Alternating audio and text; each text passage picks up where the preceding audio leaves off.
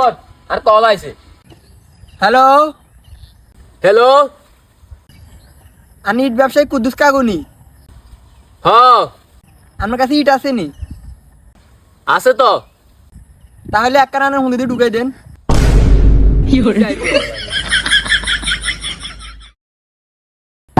Hello hello. আমি ইট ব্যবসায়ী কুদ্দুস কাগুনি। হ্যাঁ আপনার কাছে ইট আছে নি? না নাই।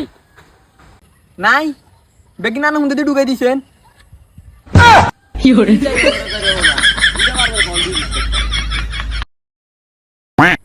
Hello hello.